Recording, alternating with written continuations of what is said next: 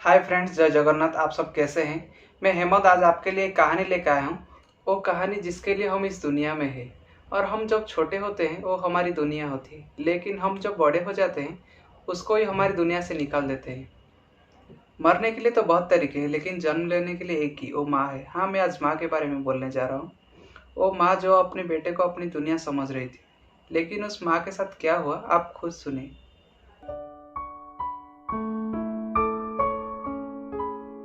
सुबह सुबह ऑफिस जाने के लिए मैं बस का इंतजार कर रहा था।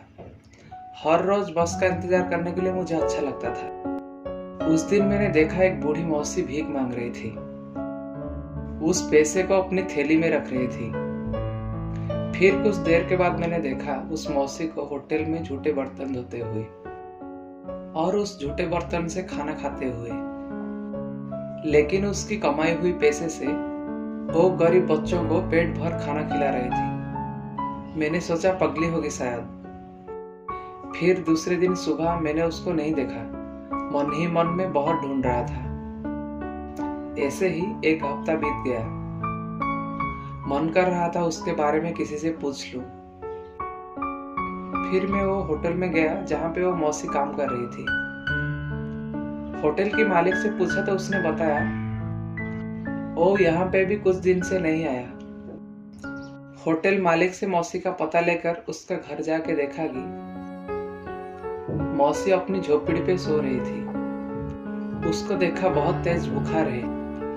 मैंने थोड़ा उसको आवाज दिया। फिर उसने मुझे पहचान लिया शायद। बोला, तू यहाँ पे कैसा आया बेटा?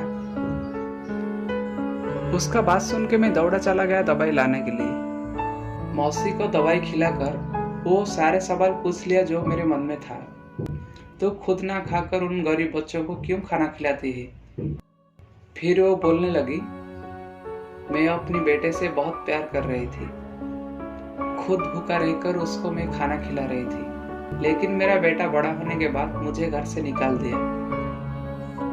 बहू बेटों के हाथ से मार खाने से कहीं ज्यादा अच्छा है उस होटल का झूठा खाना।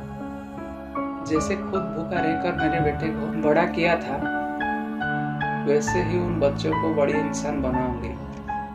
वो लोग भी मुझे घर से निकाल देंगे, उसका भी डर नहीं है बेटा। मौसी और भी बहुत कुछ बोल रही थी। मैं सोचा, सच में क्या ये वही नारी है जिसको आज के समाज में बेचारी, लाचारी और असहाय कहा जाता है?